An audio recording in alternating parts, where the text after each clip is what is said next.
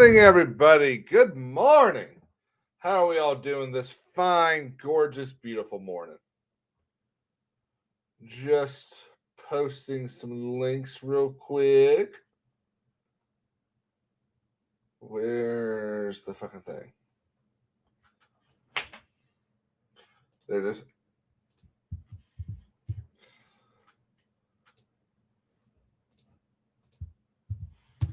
How are we all doing this fine, gorgeous morning?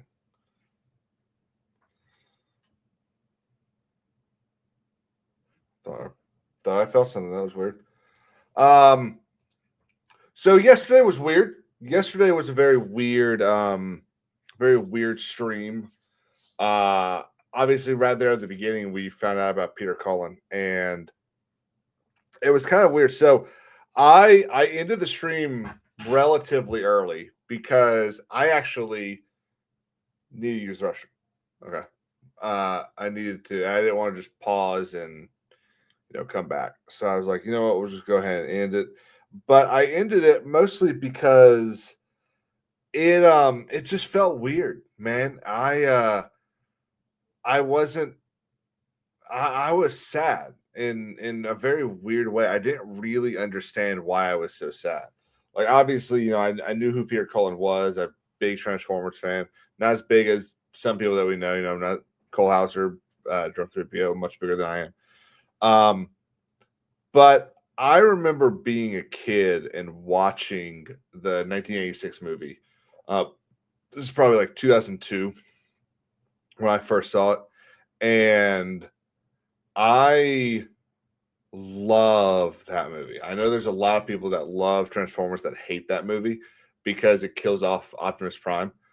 But in my opinion, there's no more heroic sacrifice than what Optimus Prime does in those first 10 minutes.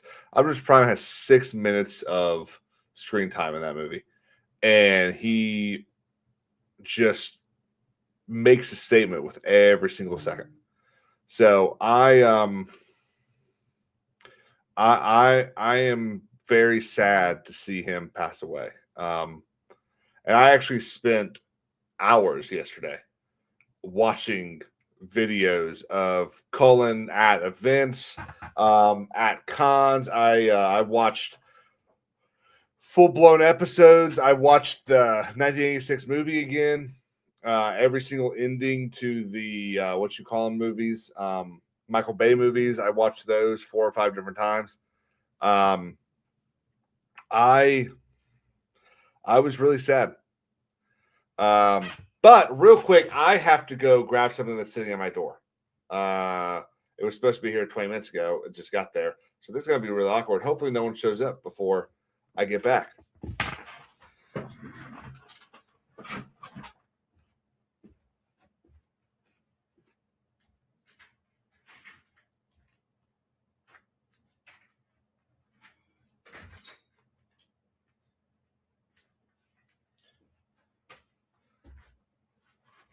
So today we are going to be doing some looking into some cases that the DOJ is investigating. We're going to be talking about some immigration stuff, some lawsuits going forward in New Jersey. It's a really big one with actually a state representative.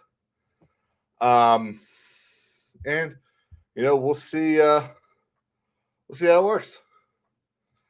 Okay, so let me.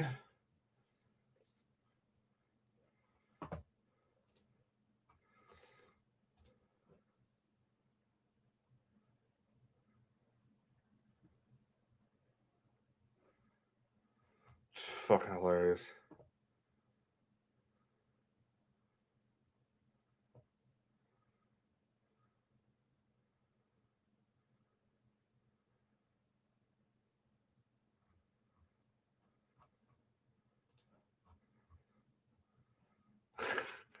So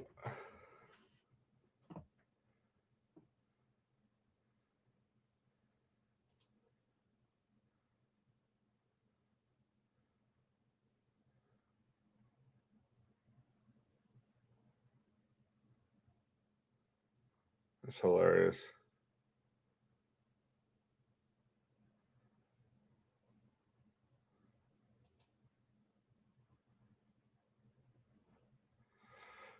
I tell y'all what, AI is, I think, going to be the death of us. There's too many people that just go straight to AI to figure something out, and then when they don't, or when and then AI just puts out bullshit information, stuff that's not true. I've used AI in the past to do research and things like that, and it works on like very small things. So like one example I've done is uh, one question I would get more than often is what's the difference between tenancy common and joint tenants with right of survivorship? And I always I like to give I like to give an answer that normal people will understand.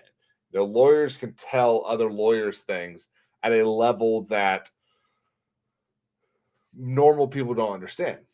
And that's fine. Engineers can talk to engineers in a way that normal people that I'll never understand. An electrician can talk to an electrician in a way that I'll never understand. So that stuff happens. But one of the things that I like to use things like Grok, and obviously Grok's the only one I really use, is to kind of get to that layman area. So I'll put in, with the example that I just gave, I'll say something like, oh, in the state of South Carolina, what's the difference between tenancy or joint tenancy by survivorship and tenancy common? And I know what the difference is, and I know how to, and I do kind of know how to explain it in a layman terms, but I like to kind of get a little bit of feedback on that sort of thing instead of having to call one of the other attorneys and be like, hey, I'm going to have to call this guy and this is how I'm going to explain it. Does that make sense? Because I don't need other attorneys thinking I'm an idiot.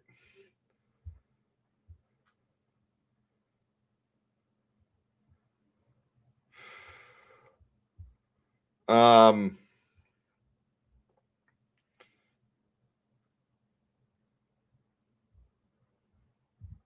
let's see. Let's see.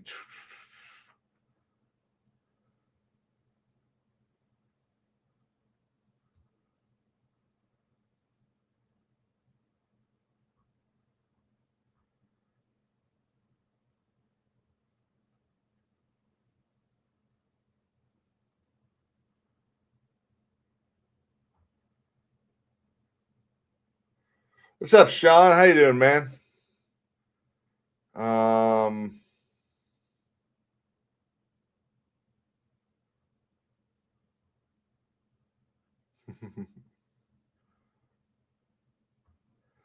so I talked about this yesterday, and I actually have a video about it coming out at noon.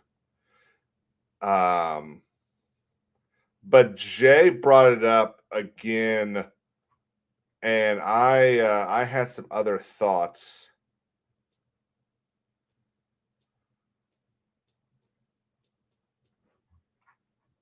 Hang on a second. Oh, I was scrolling through trying to find the tweet I was talking about, and there's a thing that said Lindsay Clancy jurors tell, and I read it wrong. It was actually Lindsay Clancy's attorney tells jurors, but I thought we were getting ready to get a new story of a new trial because the jurors were talking to people. End of the month grind. There you go, man. There you go. Make that money. This is the tweet again. Jay was talking about earlier today, over on Welcome to the Rebellion. Same thing I talked about yesterday, that Florida becomes the first state to block welfare cash from being spent on tattoos, theme park tickets, video games, vapes, and other non-essential purchases. So I had sort of a, I don't know if change of heart is the right word. I am wondering if this is the case where this never really was an issue. So we know for a fact that people are using EBT um, funds to buy stuff they don't need. And we know for a fact that there are gas stations out there, 7-Elevens, all these kinds of places that will buy your EBT for pennies so that you can have a cash that you don't have like rules on.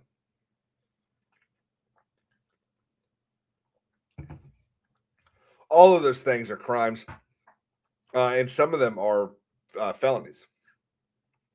What I'm wondering if is this an attempt to make things illegal that one or two people are doing, so that they can go after bigger fish, so they can go after bigger fraud. And what I think that might be the case. This might be an attempt to ferret out more crime than we're thinking there might actually be. Because, again, I can't imagine that you can actually go to Disney and spend EBT. I think what the purpose of this is to make it illegal, which it already is illegal, but it to encompass more people. To say if you sell your EBT for that actual money, and then you go use that actual money, everyone in that chain is now guilty. That's what I think. I think that's what I think we might be seeing here. It's not really that big a deal. Just a thought that I had when when he was talking about it earlier this morning. It still blows my mind if there were actually people getting Disney tickets using their EBT cash.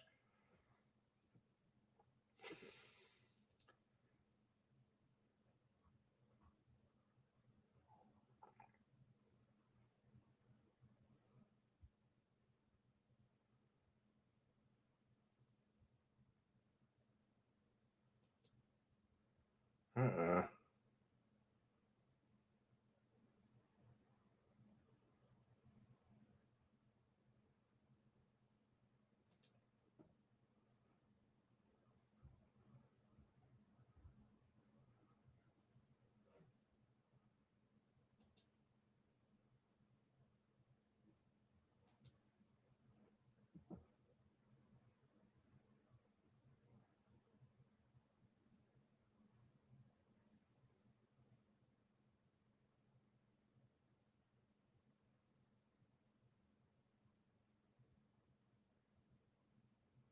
Oh my god. Sorry, I just kind of got down a rabbit hole on South Carolina politics. I get really annoyed when this is kind of a weird way of saying it. Everyone picks a side and they're going to stay on that side no matter what. It's actually probably one of the most difficult things in the world to change somebody's mind. But when you see someone just pushing stuff or saying stuff that just doesn't make any sense, it's just it. And then they use the fact that okay, this is what was happening. There's this Twitter account that really does not like Alan Wilson. Alan Wilson is the Republican gubernatorial candidate for South Carolina. And this person is talking about how everyone here doesn't like him. It's not true. I like Alan Wilson just fine. They're calling him a PDF file protector. It's not true. It bugs me when you get when people comment on the justice system that have no idea what's going on. You get someone that looks at a case that happened in South Carolina where a person that was accused of having a bunch of that illegal shit on his computer ended up with like 7 months and like 2 years of probation. And it's like, how the hell? What the hell? And then you go and you actually look at what they were able to prove. What was they were able to actually admit into evidence. And it's like, holy shit. So y'all really didn't have a shot at hell at getting him for what, the genuine thing he's guilty of. It's kind of like if I almost said Darlene Graham. If Lindsay Clancy, whatever her damn name is, it'd be almost like if she was on trial for murder, which she is, and there was actually no evidence beyond DNA on the bands and the fact that she was there. If that's all they had, they probably would not. The trial probably would not be going on. They probably would have given her some sweetheart deal because they wouldn't have the evidence they needed. And that's the shit that happens. If you can't get your evidence into trial, then you got to try to get these people locked up somehow. And there's so many people out there that I think just don't understand that, or they don't care. They think that you should just be able to steamroll over anyone despite what they did.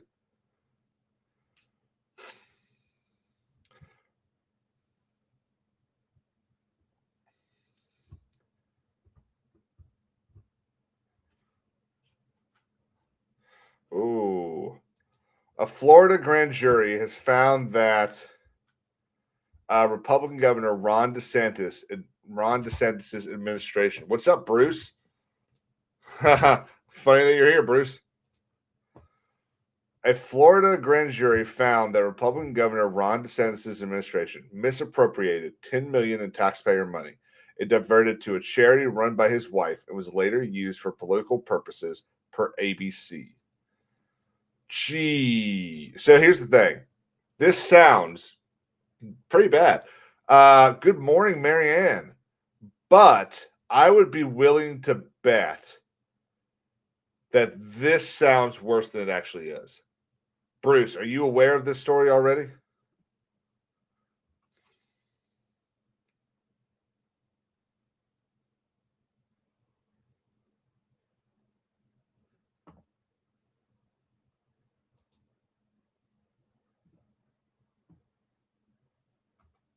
Morning, Stephen. Is it as bad as it sounds, Bruce?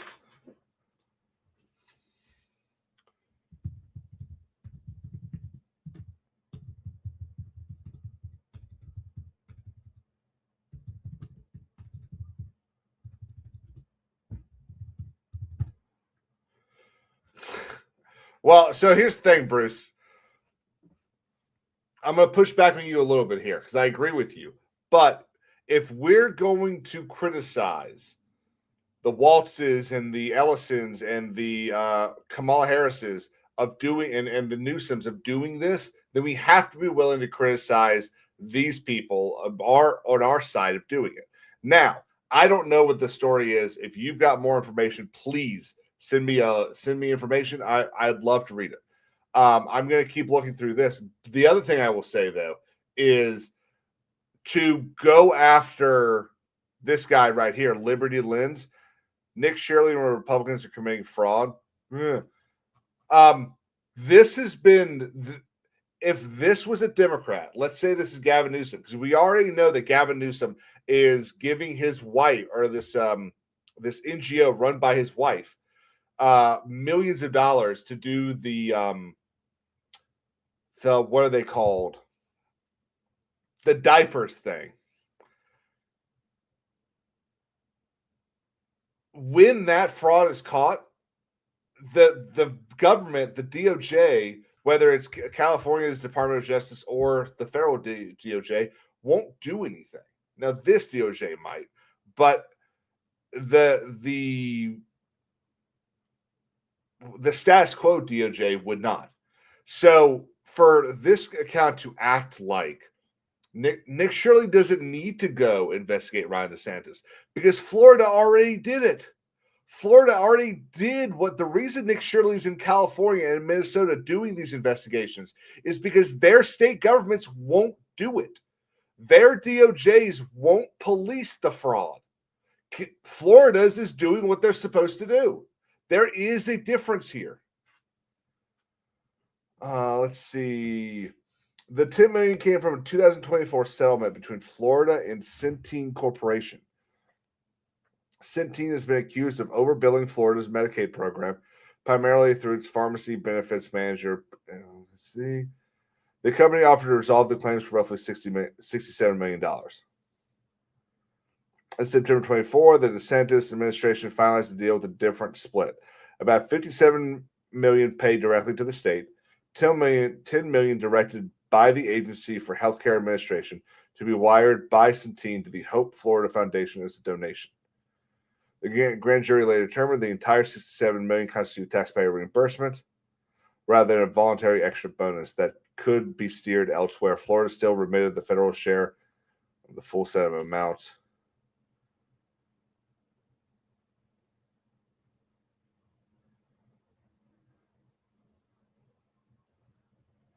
All right, so this,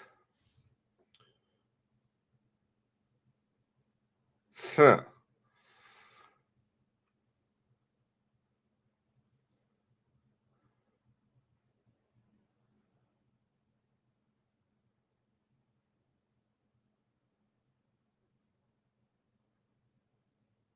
So this would have been okay if Satine had given 77 million and that 10 million had been like a tip.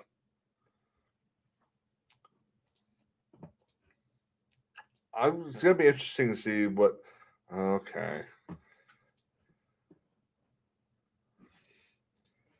I'm a little curious why Paris Hilton is trending.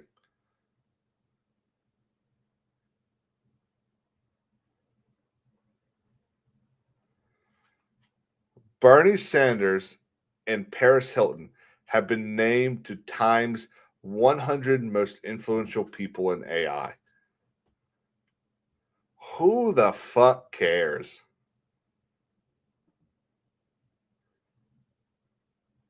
HCA scandal.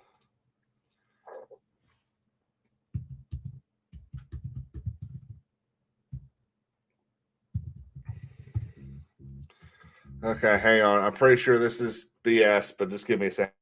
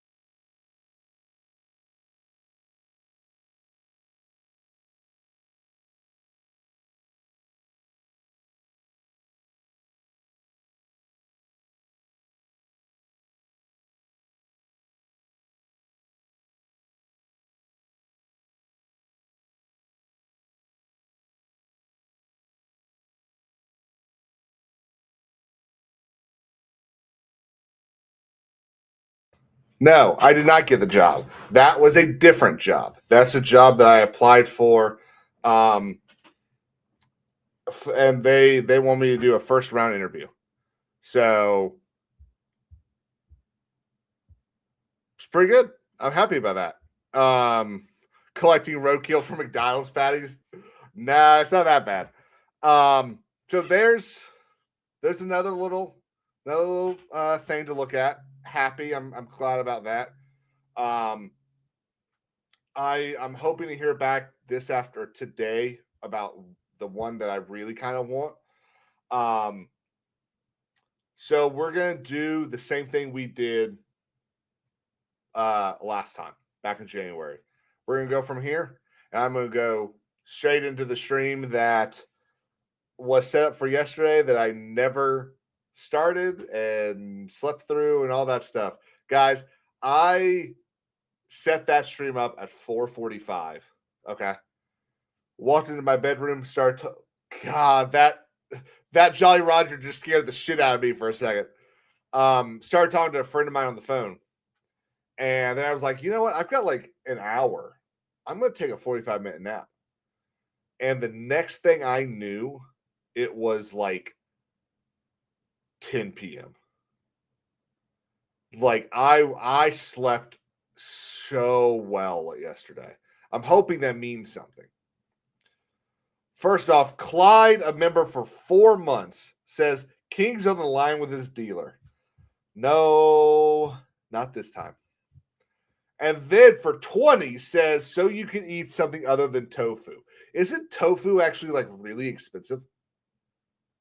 Like I think tofu is like one of the more expensive proteins to buy. Thanks, bud.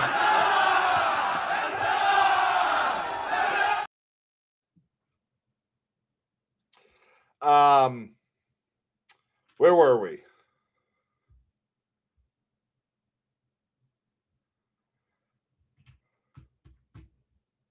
What was I talking about? Oh yeah. Right. I was looking up the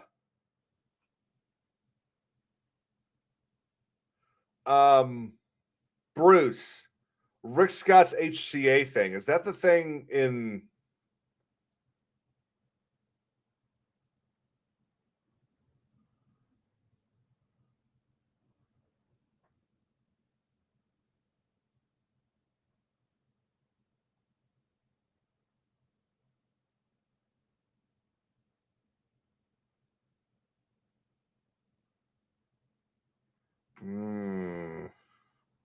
Yeah, that's pretty bad. And do we know, because Bruce, obviously you're aware of it more than I am. Do we know that he was was he the one doing it? Or was he just the CEO? Lily, no big deal. By the way, guys, we do have XCast tonight. So I will see all y'all over on XCast.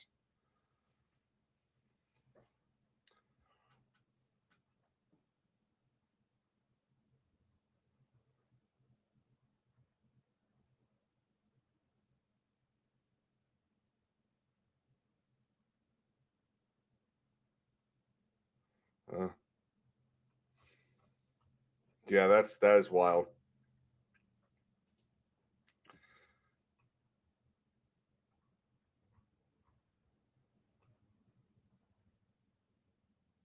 The United States House of Representatives is going to hold a vote on, quote, whether to condemn and denounce socialism, quote, in all of its forms.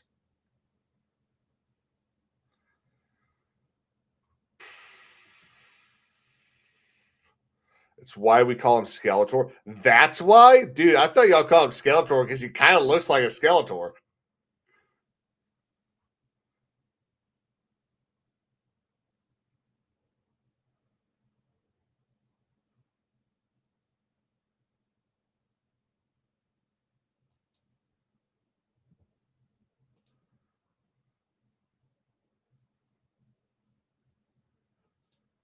Okay, so y'all remember who Sarah Fields is, right? We talked about Sarah Fields when we were going over the Carmelo Anthony stuff. So Sarah Fields obviously is investigating on the ground, reporting on the Lindsey Clancy trial. Says this 2 hours ago, jurors are back this morning for day 2 deliberations of the Massachusetts murder trial. The 12-person jury, 9 women, 3 men, spent about 3.5 hours Thursday without a verdict after closing arguments. They resumed at 9 a.m. Clancy admits she strangled her 3 children. Prosecutors say phone records and digital evidence show she created a window of time while her husband was out and acted with planning and intent.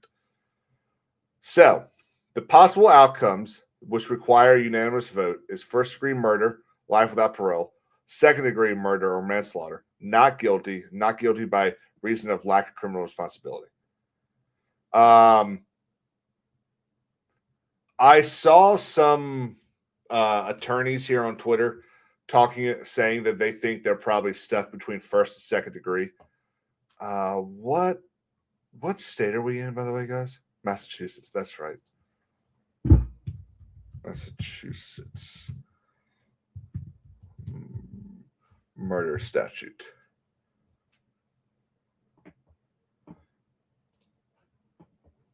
Okay.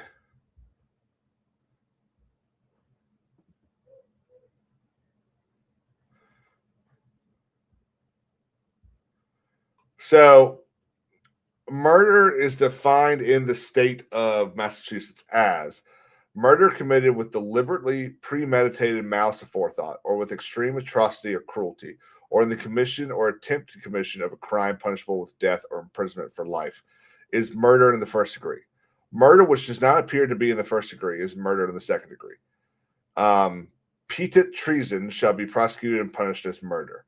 The degree of murder shall be found by the jury. So, what we're dealing with here, and one of the reasons why I think they probably have not or did not find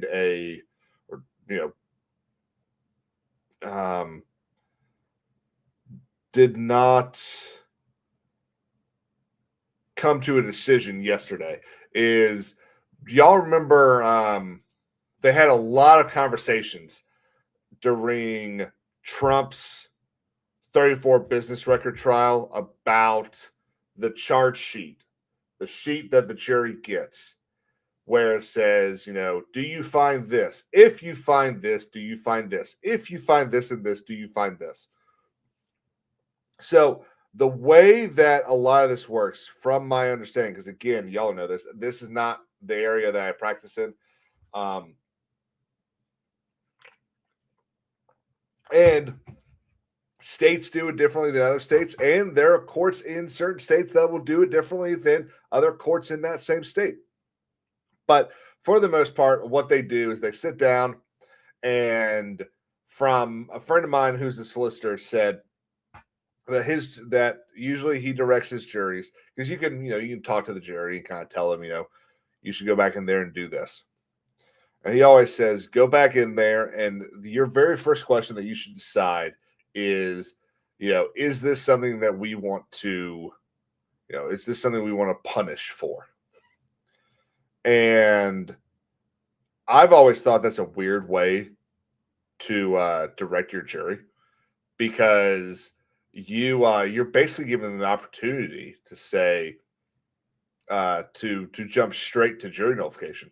But he's always been a big fan of, go ahead and get that question out of the way. There's no reason to spend our time. There's no reason to spend their time if they're just going to yell at each other for 4 days and then not convict. So, and plus apparently, and I mean, they all do these jury scientist things. So, they know stuff that I don't even understand. But apparently, if you can get the jury to go ahead and decide at the beginning that there's a punishment that needs to happen, then it's a lot harder for them to change their minds that punishment needs to happen than it is for you to convince a bunch of people that punishment needs to happen after they go through everything. So how it goes is, you sit in that room and you go, okay. In fact, actually, I wonder if someone has gotten the what's it called? Jury instruction sheet.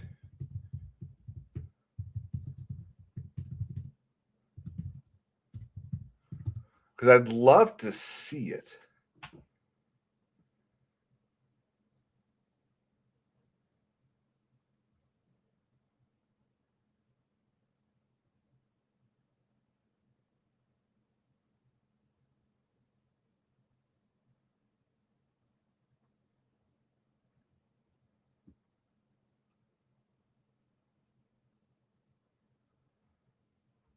Let's see. Yahoo News. Wow. I can't think of the last time I've been on a Yahoo News article.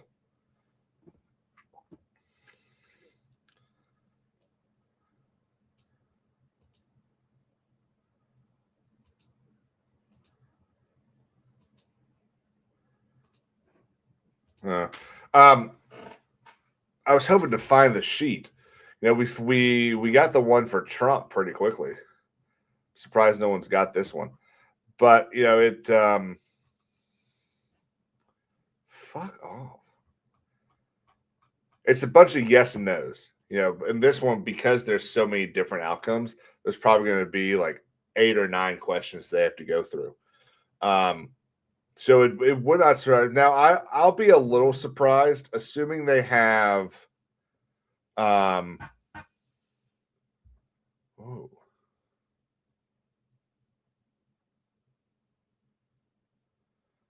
I don't even think I knew that's what this was.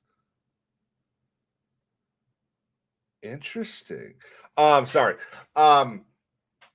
It I would be a little surprised if they don't have a decision by end of the day. Now, I think it probably will depend on how the judge makes them deliberate. Deliberate. Thank you. If he just has them sit in the room the entire day, you know, I would be surprised. But there are some judges, what they'll do is they'll give them like 3-hour sections that you have to deliberate for these 3 hours. Then you go have like a half hour long break. Then you're back for another 3 hours. And then there are some courts, we saw this during the Carmelo Anthony one, that they'll be there until 9 or 10 o'clock at night. That was the one that surprised me the most with the Carmelo Anthony one. That apparently there's a rule, that judge has a rule that all jury deliberations, if they start, I think it's like if it starts on a Thursday, you don't have a specific number of questions. You have to make your decision before you can leave on Friday. I was a little surprised that didn't end up being one of the points of appeal, saying that jury instruction or jury requirements were a little wild.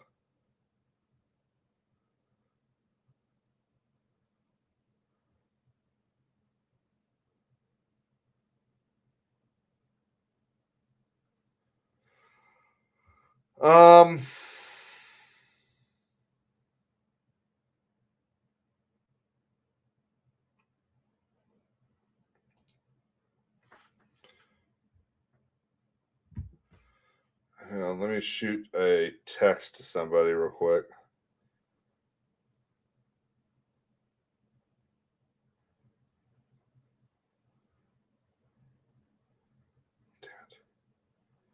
So we're going to talk about Nick Shirley now.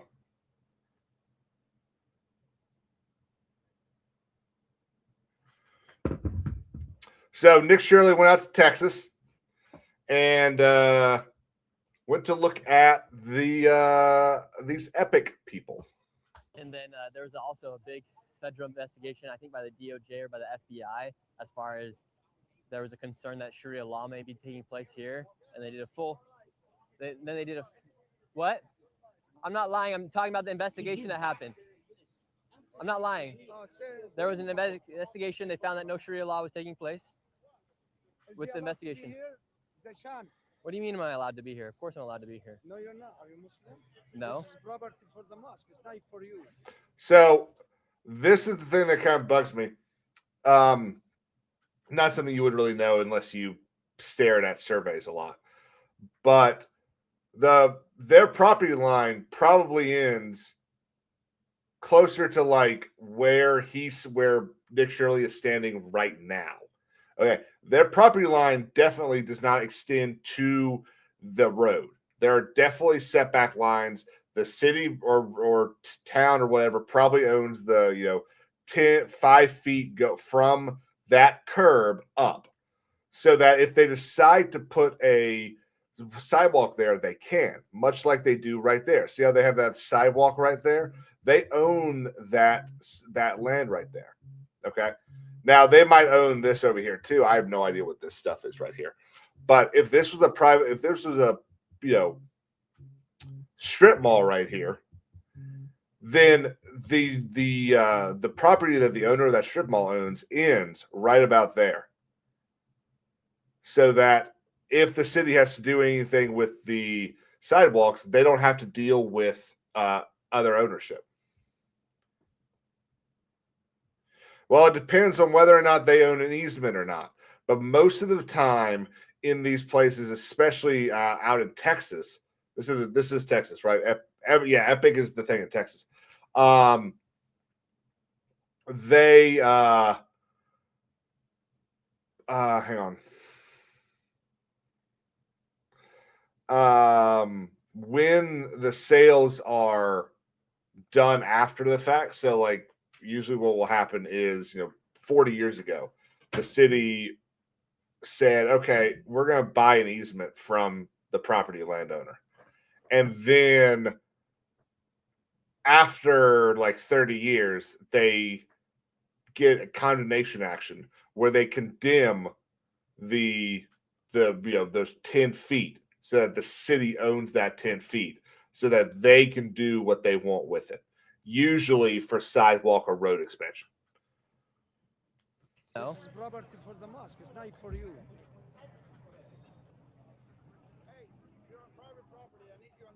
Okay, so I can't be on this part. I can't be on this side of the street. You need to be on the other side of the rope or on the sidewalk. Just because of private This property. is private property, yes. Till Okay, so like they can kick me off the mosque. Yeah, no, I understand, but I'm just wondering why. Public side's right there. All right, I got you. All right, you guys just got kicked off of the mosque property, I guess.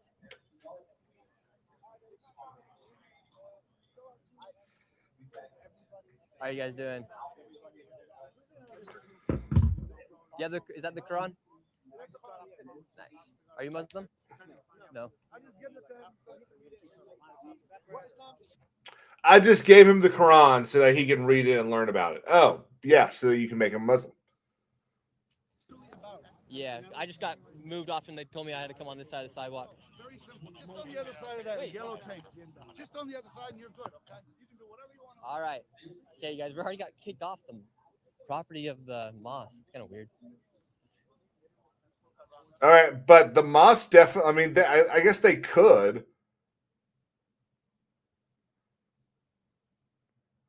Okay, they might. That might be it right there.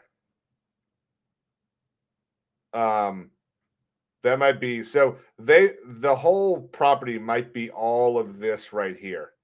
So that would be, now this right here is not private property. He can go stand right there, and whoever put up this no trespassing caution tape right here, that's blocking public access on a public right of way. They absolutely do not have the right to do that. Weird.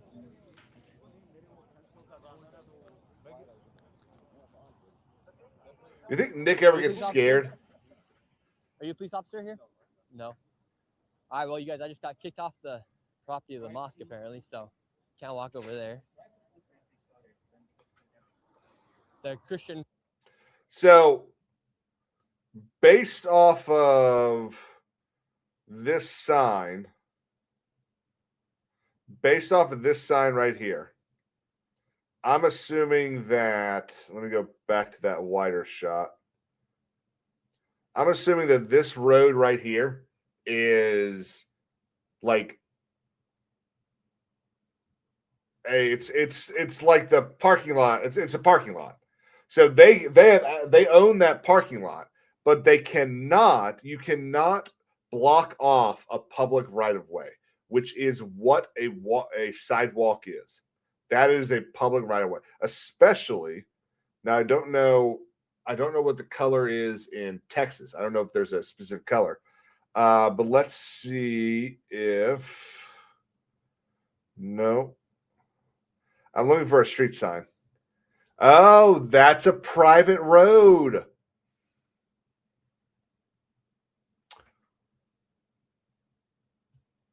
Unless blue means something else in Texas, South Carolina blue means it's a private road. The Christian protest is coming back around here. I might go. Yeah, no, you're so the it would be so cool if I could pull up the plat. But the private road still probably is not right here. And even then, it's still going to depend on who owns those easements, whose thoroughfares those are. But what I found a little more interesting is, so they're being told he can't be over there. I mean, I can't imagine the people with the American flags are pro Epic City people.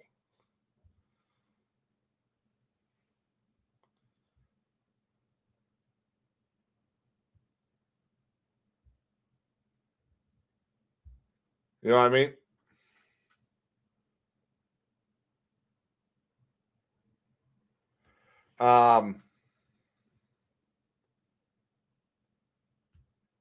Yeah, no, I mean, look, I don't think the cop's really that wrong. That cop knows that something can happen here. Now,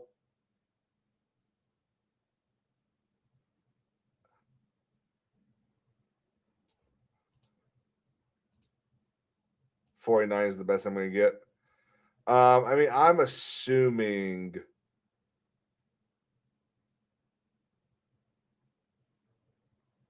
I think that says sheriff at the top, right there. I think that says sheriff, but I can't really tell. I don't think he's this. This is the most polite police officer, sheriff, deputy that I've seen dealing with this sort of thing in a while. All the other ones I've seen coming out of Texas have been complete assholes who are quite literally infringing on people's rights. He's not telling him you're not allowed to be here. He's saying, hey, you need to be over here. This is private property, which it looks like it is. You need to be past that tape. And Nick doesn't. You know, Nick's not there to pick a fight. He's just there to ask questions. Now, the thing that kind of sucks about this is he's not going to be able to ask questions anymore because they're going to avoid the public space.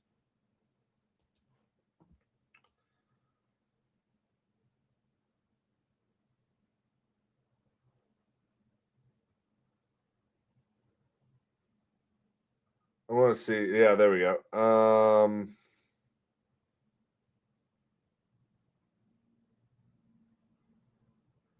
Piosham.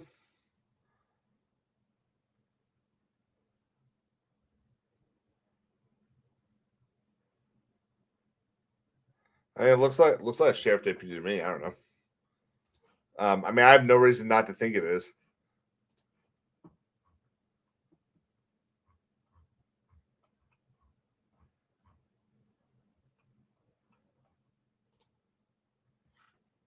What do y'all think?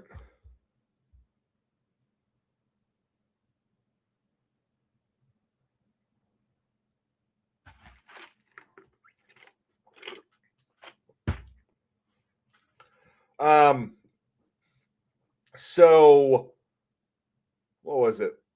Last week. Oh, hang on.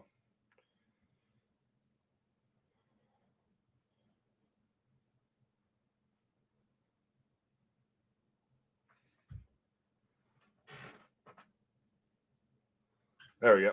Okay, so last week we had the information that Trump is lowering the tariffs on imported meat for 90 days. Obviously, this is an attempt to help prices through the midterms. I mean, that's really what it is. I do still think it's going to be fine. Apparently, from what I was reading, the majority of the beef that's being imported is from Argentina, which has the same, or says to have the same level of protections that we have for beef and meat and cows here at home. So it should be fine, short of having some sort of like weird thing in the process. I don't know. But he made a announcement today. Ranchers and farmers have always been a number one priority for me. They work very hard, are smart, efficient, and immaculately clean. But for years, I have heard that they have had a tremendous problem with the big processors, who many say are a nasty monopoly, which they are. There are essentially four of them, a very non competitive number, and they make life miserable for our wonderful farmers and ranchers. And I can't let that happen, can I? So, in order to break this powerful monopoly with much of its ownership based outside the U.S., I am authorizing legal documents to be drawn in order to allow farmers and ranchers to be given the right to process their own food. This should move quickly. Thank you for your attention to this matter, President Donald J. Trump. To which he has a reply.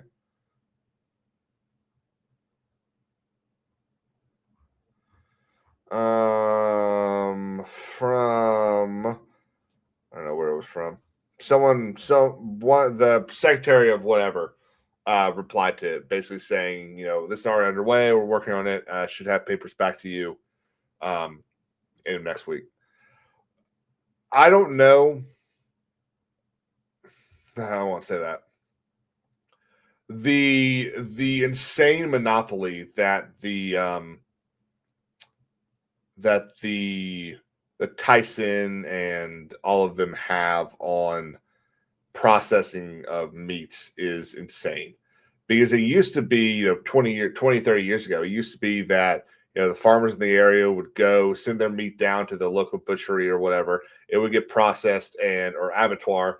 It would get processed and then shipped out to wherever it was going. And now you're having to send your cows, your pigs, your poultry further and further away, which is costing you more money in gas. It's costing the trip. It's making the trip more expensive because the driver is charging more, because the company that employs the driver is charging more because they have to go further now. The whole thing it is a cascading issue. And if what this means is that farmers can now set up a shop to process the meat themselves and sell it to whoever is selling meat, then that's great. Get some of these people that were working in those fields, decade ago, get them back employed, and that'd be great because you'd be able to instead of having, the 7 farms in the northeast of South Carolina go out and have to send everything to a slaughterhouse near Columbia, being able to say, okay, John, we're all gonna give you, $1,000 to set up your shop, employ the guy, and then all of our meat's gonna go to you. Well, that's going to be great because now the meat has to travel less distances. There's another 4 or 5 people employed.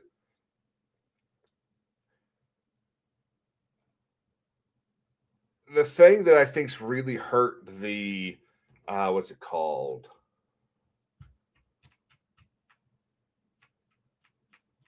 Industrialization of America. The thing that's really hurt our industry is we have more and more companies who they see their sole purpose as owning all of it.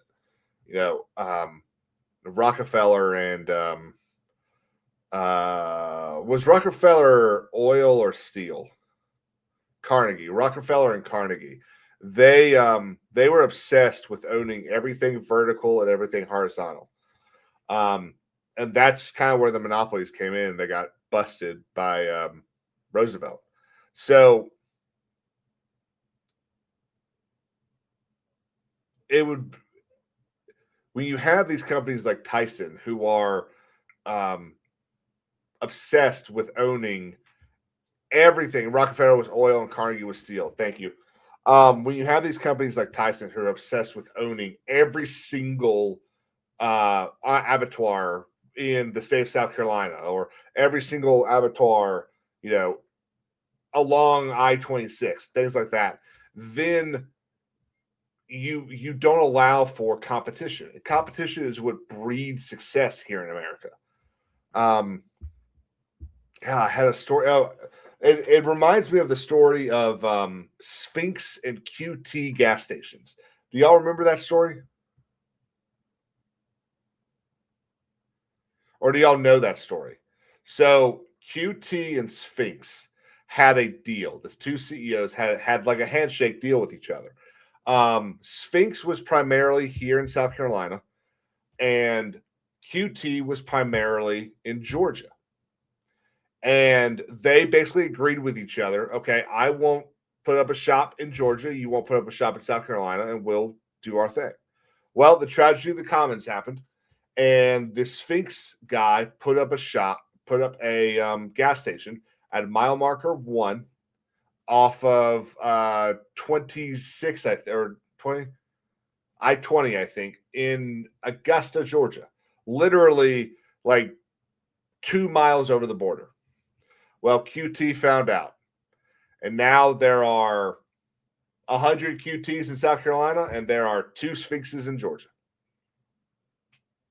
I don't know if those numbers are exactly right, but QT was the better product. But they made a deal. They said, you know what? There's plenty enough for the both of us. But as is the tragedy of the commons, which means that no matter how balanced people can make society, inevitably someone will grab more for them, forcing everyone else to try to grab more for themselves. It's why communism does not work.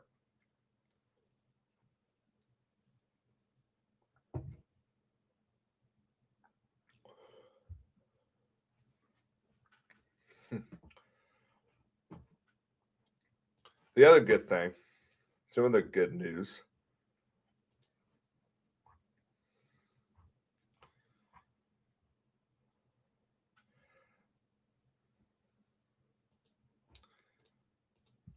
Yeah. Oh, so I tell you, what's funny? I used to love this this cake place called Nothing But Bunt.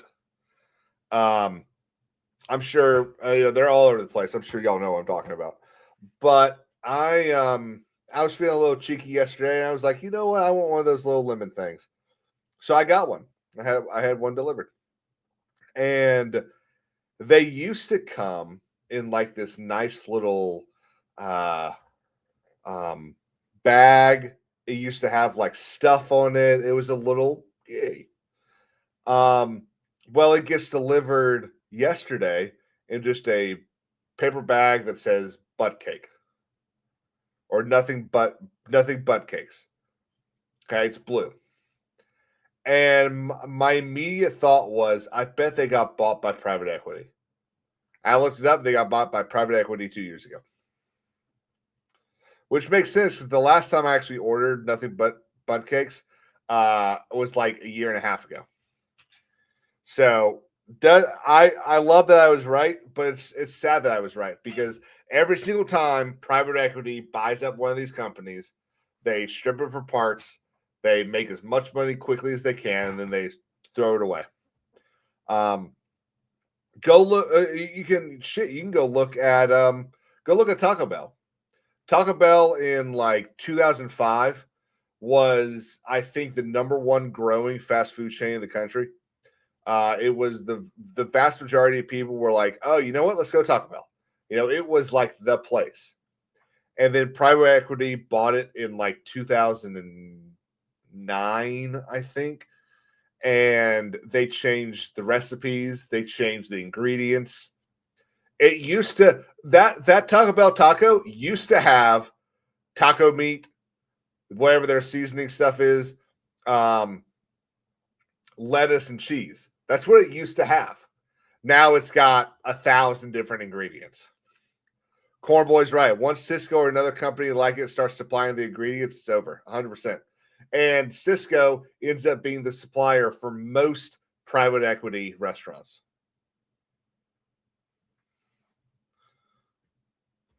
I don't think they were owned by Pepsi. I think they had a partnership with Pepsi. Taco Bell ownership.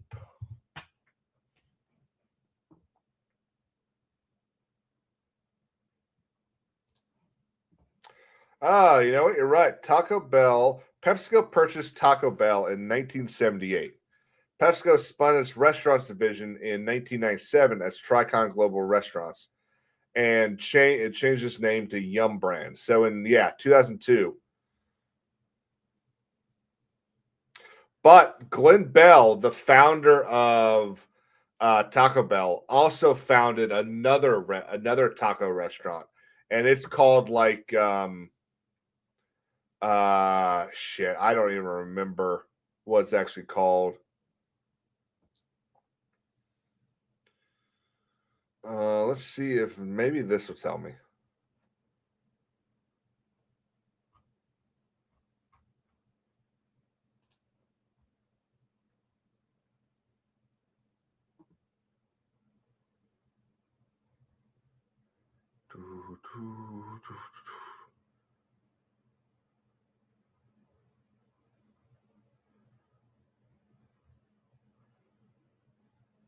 Damn, he died from Parkinson's. That sucks. I don't know. There's another taco chain.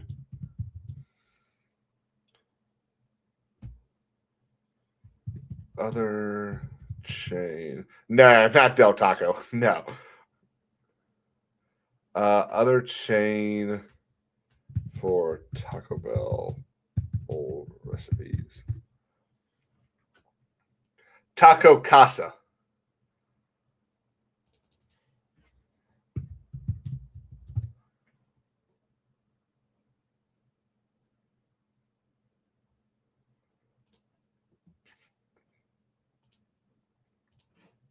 So I think this is it.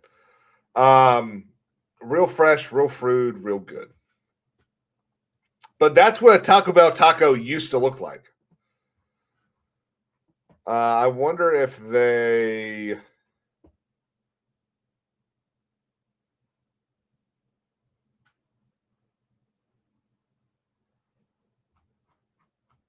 So this is the Taco Casa in Texas.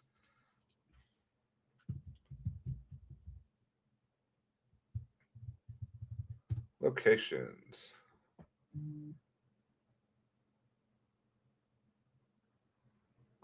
Yeah, before the sawdust and oats is filler. Dude, I went to Del Taco once and it sucked. Was not a fan.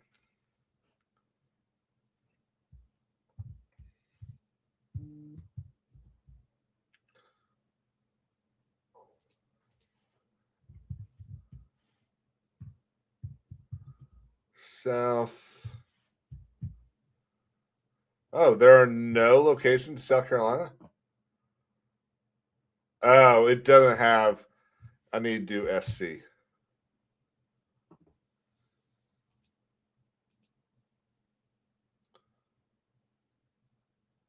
Wow, no, it doesn't look like there are any in South Carolina. That sucks. Oh, wait, no, this is still TacoCasaTexas.com.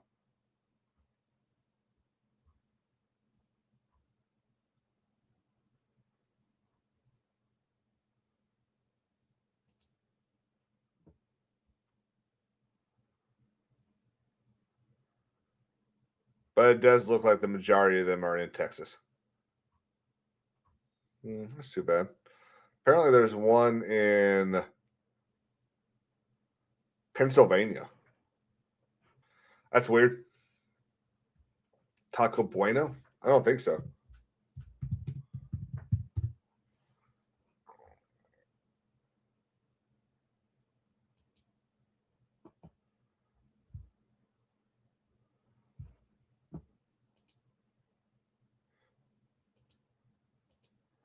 I'm not sure, Sean. I already exited the thing. Yeah, no, I think it's Taco Casa. Taco Casa. What I was talking about.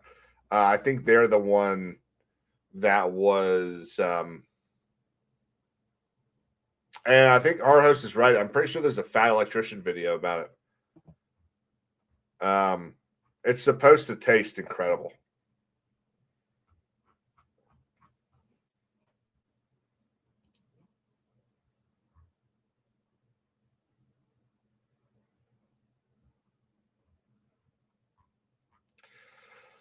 Oh,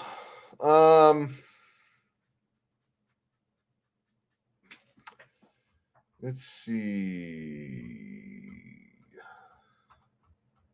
It's gone. Oh, the one in PA is gone, or all of them are gone.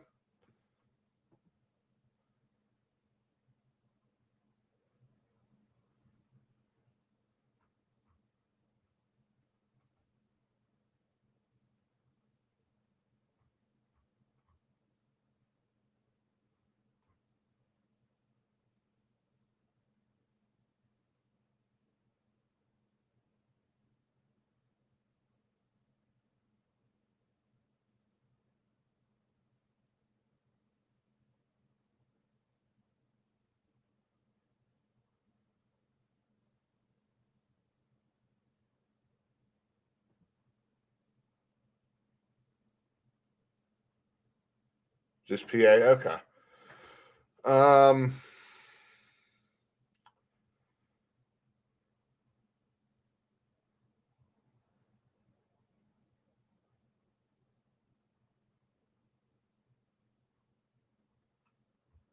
I think I was kind of hoping that the jury would show up this morning and be sick and tired of all the phone calls they got last night about, hey, what are y'all thinking? And just decide to go ahead and make a decision. But I don't think I think they're gonna take their time with this one.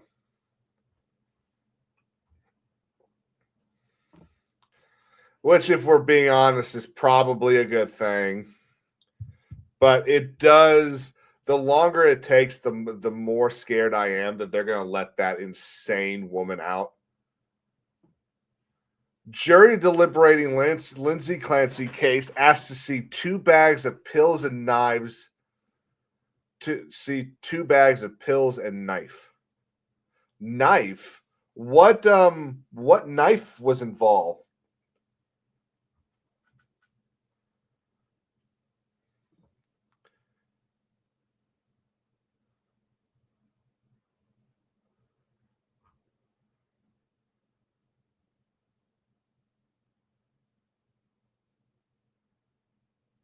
Oh, did she? Okay, I forgot about that. I thought she just jumped out the window.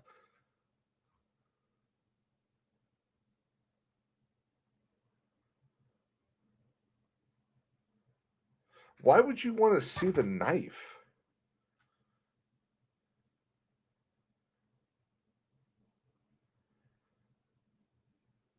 Like, I kind of get maybe wanting to see the pills to see, maybe you want to know what the, like which ones she was on at the time. Maybe you want to know what the side effects are, things like that. But I don't see why you want to see the knife.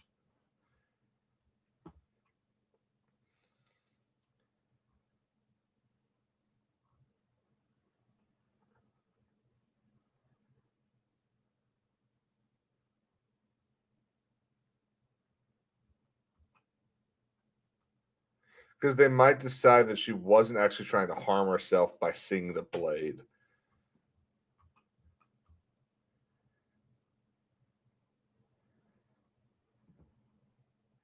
I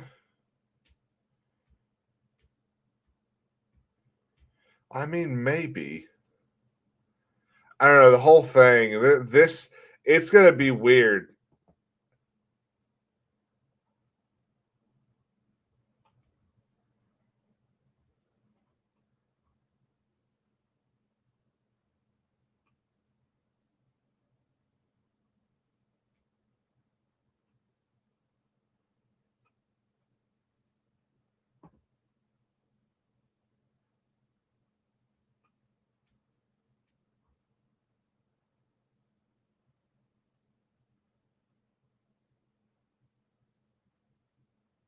dude. So there are so dog. That's what I think. That's what I think removes the question about whether or not she was actually insane, at least on one of the prongs of insanity, because if she was so upset over what she did that she was willing to off herself, that shows that she understood the nature of her actions. It's the second prong, and the McCall test for Massachusetts is a disjunctive test, so you don't have to get both prongs; you just need to get one. It's that second prong that you have to know. Oh, what was it? Did I do a video on this?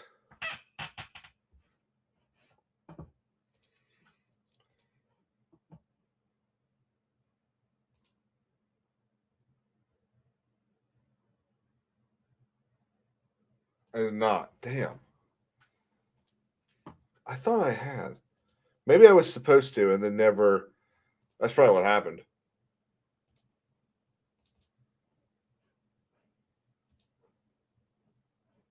Oh, shit.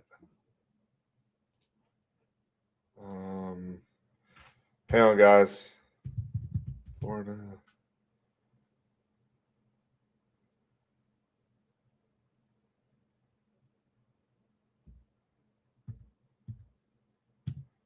And luxury welfare. I probably did, Sean. You're you're probably right. Yeah. No. So there's two prongs. There is.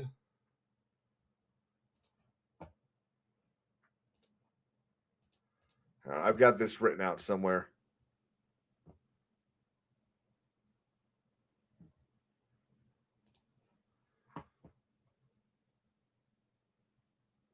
That they lacked the substantial capacity to conform their conduct to the requirements of the law. Now, this requires a lot more than just the fact that they committed the crime, because everyone would get off for being insane in Massachusetts. It requires more like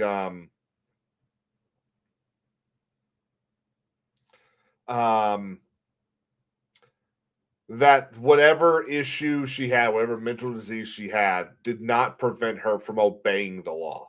And there's a bunch of examples just that day alone that her postpartum depression did not prevent her from obeying the law. When she drove her kid to the pediatrician, she was obeying the law. She came home. Everything she did was well. The only thing that was outside the law was her murder of her 3 children. So that's why I think this whole idea that she's going to get off for insanity, I think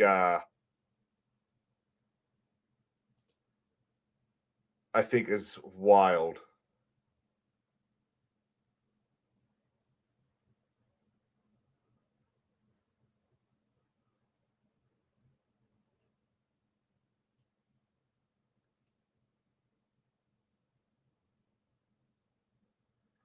So,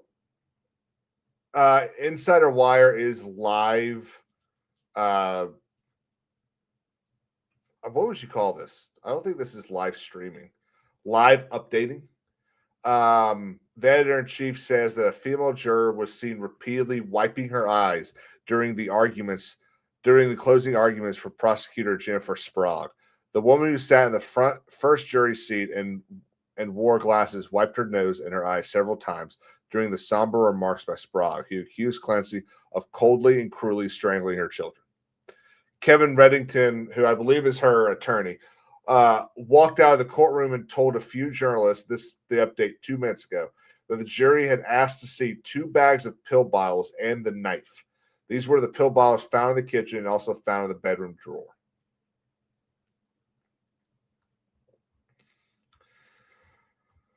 I'm gonna keep that open. And I'm gonna keep it. We're gonna go play Ghost Recon for the next several hours, and I'm gonna raid y'all over to that stream, and we're gonna keep this open. And if something pops up, we'll pause the game and talk about it. But guys, thank y'all for being here. I hope y'all enjoyed it. We had a nice 22 people in here. I really appreciate that, guys. We're starting to get a little bit more, little more. I don't know what the word is. Consistency here. Obviously, I'm hoping that this doesn't really turn into a long-term thing. But when in Rome, I mean, why not talk about the craziness in the morning rather than afternoon? I prefer doing this in the morning because I don't like dwelling on this stuff before I go to bed. It makes sleep kind of difficult. But I'll see y'all over on King's Advisors. Peace out. Traction. There we go. I like that, Sean. That's better. Y'all have a great day, and I'll see y'all in a little bit.